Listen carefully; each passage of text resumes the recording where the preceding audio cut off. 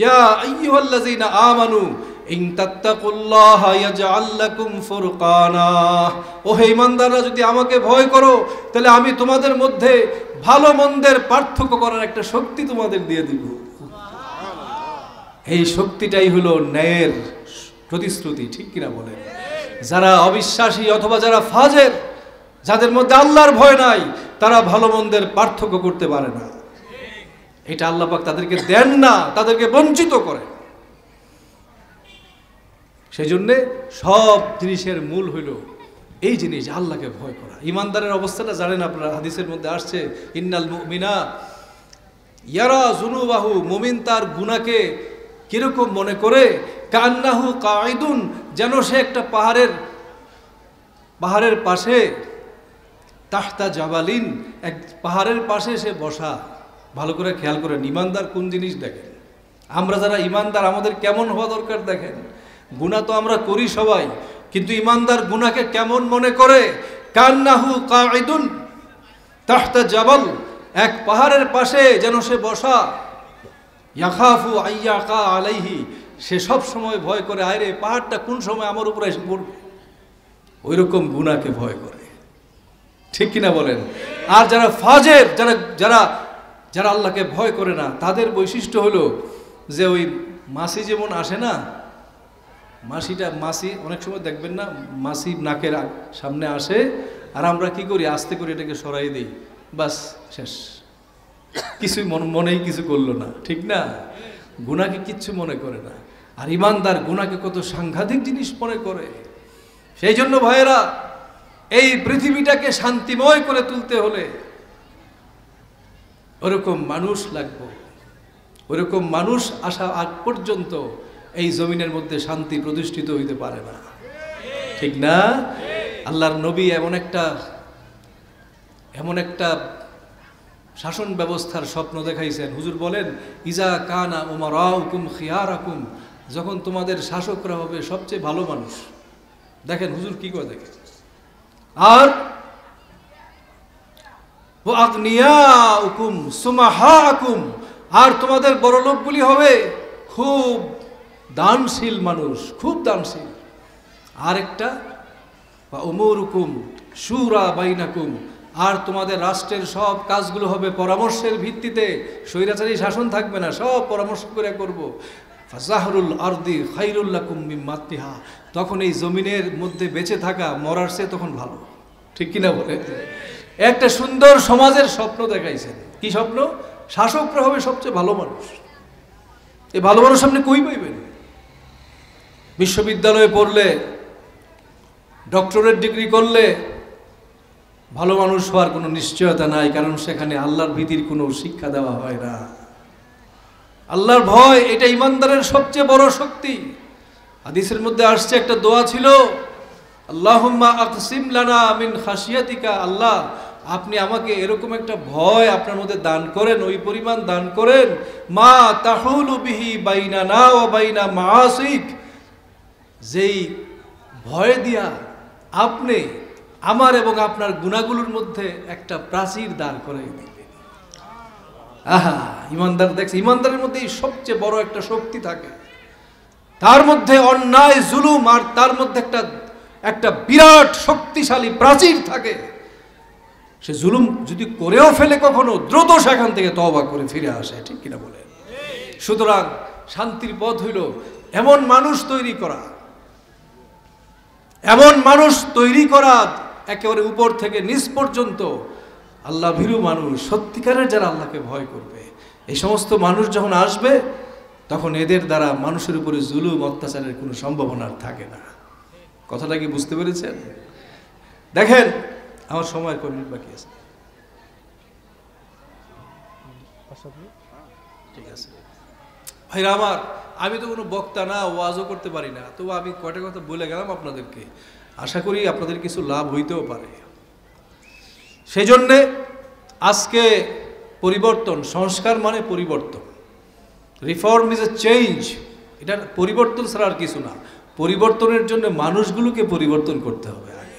এই আমরা যারা আছি, আমরা পরিবর্তন না হলে সেই কাঙ্ক্ষিত সুশাসন, গুড গভর্নেন্স কিন্তু আসবে না। ভাইরা আমার, সেই জন্যে পরিবর্তন দরকার। আর পরিবর্তনের মূল চালিকা শক্তি হলো আল্লাহকে ভয় করা। আল্লাহর ভয় ছাড়া মানুষকে হযরত ওমরে ফারুক একদিন ঘুরতেছেন রাতের বেলা ঘুরতেছেন, তো ভিতরে এক মহিলা তার মেয়েকে বলতেছে, কি ব্যাপার, সকাল হয়ে যাচ্ছে, তুমি দুধের মধ্যে পানি মিশাও, সকাল তো হয়ে যাচ্ছে। মেয়ে বলতেছে, মা আপনি জানেন না খলিফাতুল মুসলিমিন ওমরে ফারুক দুধের মধ্যে পানি মেশানোকে নিষিদ্ধ করেছেন, আপনি জানেন না এটা আপনি কি বলতেছেন? মা বলতেছে যে ওমরে ফারুককে এখানে বাইরে দাঁড়ানো নাকি, ওমরে ফারুককে দেখবে নাকি, তুমি তোমার কাজ করো। মহিলা বলল যে না, ওমর না দেখুক, ওমরের ইলাহ তো দেখবে। কি মানুষ দেখছেন, চিল্লায় চিল্লায় হুঙ্কার দিয়ে বক্তৃতা করার শক্তিও আমার না, আমি পারিও না। কথাটা ভালো করে দেখেন, একটা গাওয়ালিনী যা দুধ বিক্রি করে, সমাজের মধ্যে কোনো পজিশন নাই, শিক্ষা দীক্ষা নাই, সেই ছোট্ট এক মেয়েটা কি বলতেছে যে মা ওমর তো দেখবে না, ওমর জানবে না, কিন্তু ওমরের যে মাবুদ ইলাহ তিনি কি জানবেন না? হযরত ওমরে ফারুক শুনলেন, এই কর্ণের কথোপকথন শুনলেন, চলে গেলেন। পরের দিন ডাকলেন যে অমুক বাড়ি থেকে মেয়েটাকে নিয়ে আসো। আয়না কি বলছে জানেন? তার ছেলে ছিল একটা আসেমকে বললো, আসেম তুমি এই মেয়েটাকে বিয়ে করো। দেখেন আল্লাহ ভীতির কত দাম, কারণ আল্লাহকে ভয় করার মধ্যে সব আজিয়ানু লিকুল্লি আমরি, আল্লাহ রাসূল বলেন তুমি যদি আল্লাহকে ভয় করো তাহলে তোমার সব কাজগুলো সুন্দর হয়ে যাবে। আজিয়ানু মানে সবচেয়ে সৌন্দর্য মণ্ডিত হবে তোমার কাজগুলো। এটা হলো ইমানদারের সবচেয়ে বড় শক্তি। ভাইরা আমার, সেজন্যে আজকে এই যে সামনে যে সংস্কার, নতুন বাংলাদেশ, এই বাংলাদেশের জন্য শর্ত হইল বেশি বেশি করে আমাদেরকে আল্লাহকে ভয় করার মতো মানুষ তৈরি করতে, বুঝছেন? তাহলে আমরা সুশাসনটা আনতে পারবো, মানুষের উপরে মানুষের জুলুম নির্যাতন তখন বন্ধ হবে। আল্লাহ নবী বলেছেন যে কামা তাকুনুনা কাযালিকা ইউআম্মারু আলাইকুম, তোমরা যেমন হইবা তোমাদের উপরে ওই রকম শাসকই নিযুক্ত করে দাও, ঠিক কিনা বলেন? সুতরাং সুন্দর একটা দেশ গড়তে হইলে আমাদের সবাইকে সত্যিকারের ইমানদার হওয়া দরকার, সত্যিকারের আল্লাহ ভীরু হওয়া দরকার, ঠিক না ভাই? এটাই আসল। দেখেন আল্লাহ রসুল কি ধরনের শাসক বানাই দিয়ে গেছে, এই কথাটা বলেই শেষ করি। হযরত আলীর নাম শুনছেন? আমাদের খলিফায়ে রাশেদ, 4 নম্বর খলিফা। তিনি তার একটা ভাষণে, খলিফা নির্বাচিত হওয়ার পর একটা ভাষণ দিয়েছিলেন।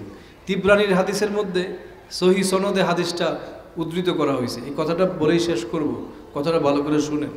হযরত আলী তার ভাষণে বললেন যে ইন্নাল্লাহ ফারাদা আলা আগনিয়াইল মুসলিমিন ফি আমওয়ালি, ভালো করে শুনেন কিন্তু, যে আল্লাহ তাআলা ধনীদেরকে ফরজ করে দিয়েছেন তাদের ধন সম্পদের মধ্যে ওই পরিমাণ বিকাদারিল্লাযী ইয়াসাউ ফুকারাহুম, যে ওই পরিমাণ ফরজ করে দিয়েছেন যেটা তাদের গরিব মানুষগুলোর জন্য যথেষ্ট হয়। আচ্ছা, ওয়ালাইয়া জাহাদাল ফুকারাউ, এই যে গরিব মানুষগুলো কষ্ট পায়, আহা দেখেন আল্লাহর নবীর খলিফার মুখে কি কথা, দেখেন এই যে গরিব মানুষগুলো কষ্ট পায়, ইজা জাউ আও আরাও, যখন তারা ভুখা থাকে, পেটে খাবার নাই, এই যে কষ্টটা করে, আর পরনে কাপড় থাকে না, ইল্লা বিমা ইয়াসনাউ আগনিয়াউহুম, ওদের বড়লোকদের এই যে আচরণটা, ওরা ওদের সম্পদের মধ্যে গরিব মানুষের যে পাওনাটা ছিল সেটা যে দেয় না, এই কারণেই সেটা হয়। সুবহানাল্লাহ বলেন। দেখছেন আল্লাহর নবীর খলিফা কি বলে, দেখেন কি কথা বের হইছে, দেখেন কি কথা মুখ দিয়ে বের হইছে, ইন্নাল্লাহ ফারাদা আলা আগনিয়াইল মুসলিমিন ফি আমওয়ালিহিম, যে আল্লাহ তাআলা বড়লোকের সম্পদের মধ্যে ওই পরিমাণ সম্পদ বাহির করাকে ফরজ করেছেন বিকাদারিল্লাযী ইয়াসাউ ফুকারাহুম, যেই পরিমাণ সম্পদ দিলে এটা গরিব মানুষের জন্য যথেষ্ট হয়ে যেত। ওয়াল্লাযীনা ফী আমওয়ালিহিম হাক্কুম মা'লুম লিস-সাইলি ওয়াল মাহরুম। আল্লাহ পাক বলেন যে যারা ঈমানদার তাদের সম্পদের মধ্যে বঞ্চিত মানুষগুলোর সুস্পষ্ট অধিকার আছে। এই অধিকারটা আল্লাহ পাক নির্ধারণ করে দিয়েছেন, কিন্তু বড়লোকরা সেটা করে না। সেই কারণে আজকে এই দুঃখ দুর্দশা, এই অশান্তি। ভাইরা আমার, সেজন্যে আজকে আমাদেরকে সত্যিকারের একটা সুন্দর দেশ গড়তে হইলে আমাদেরকে দ্বীনের যে আদর্শ, ইসলামের যে আদর্শের দিকে ফিরতে হবে। রাজি আছেন সবাই ইনশাআল্লাহ? রাজি আছেন কিনা বলেন, জোরে হাত তুলে দেখান দেখি কারা কারা রাজি। মাশাআল্লাহ, আলহামদুলিল্লাহ। আজকে আর বেশি কথা বললাম না, আমি খুবই ক্লান্ত সকাল থেকে। সকাল থেকে আমি খুবই ক্লান্ত, ওই ঢাকা থেকে একটু আগে আসছি ভাই। তো আমি আপনাদেরকে বলি, একটা দাওয়াত দিয়ে যাই যে এই যে সামনের যে আমাদের পথ চলা, একটা অত্যাচারী শাসন ব্যবস্থার অবসানের পরে আমরা যে একটা বৈষম্যমুক্ত বাংলাদেশের স্বপ্ন দেখি, এই দেশটা গড়তে হইলে আমাদের ইসলামের দিকে ফিরতে হবে। ঠিক আছে না ভাই? এটা আমরা বিশ্বাস করি। তো এই বিশ্বাসটা করলে কিছু পরিশ্রম, কিছু মেহনত করা দরকার, আর সত্যিকারের আল্লাহ ভীরু মানুষ তৈরি করা দরকার। সেই জন্য আগামী 21 তারিখ একটা দাওয়াত দিয়ে যাই। আপনাদের এই মুহতারাম মাওলানা ফরিদউদ্দিন ভাই, উনিও যাবেন, অনেক আলেম ওলামারা যাবেন, নারায়ণগঞ্জের বড় বড় আলেমরা সবাই আসবে ইনশাআল্লাহ।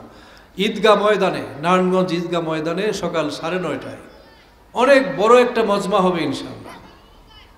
আপনারা সবাই সেই মজমাতে যাবেন, আমি সেখানে থাকবো ইনশাআল্লাহ। ওলামায়ে কেরাম থাকবেন, ঢাকা থেকে মেহমানরা আসবেন। আমি সবাইকে দাওয়াত দিয়ে যাচ্ছি ইনশাআল্লাহ। এখানে আপনাদের জন্য ট্রান্সপোর্ট থাকবে, বাস থাকবে, নাস্তার ব্যবস্থা থাকবে ইনশাআল্লাহ। আপনারা সবাই যান, আমরা সবাই মিলে এরকম আল্লাহ ভীরু একটা সম্প্রদায় তৈরি করি, যে আল্লাহ ভীরু সম্প্রদায়টা দেশ এবং জাতিকে মুক্তির পথ দেখাবে ইনশাআল্লাহ। ওয়া মিম্মান খালাকনা উম্মাতুন ইয়াহদুনা বিল হক ওয়া বিহি ইয়াদিলুন। একটা ন্যায়বান সম্প্রদায় আমরা তৈরি করি, তাহলে দেশ এবং জাতির মুক্তি হবে। আল্লাহ তাআলা আমাদের সবাইকে তৌফিক দান করুন।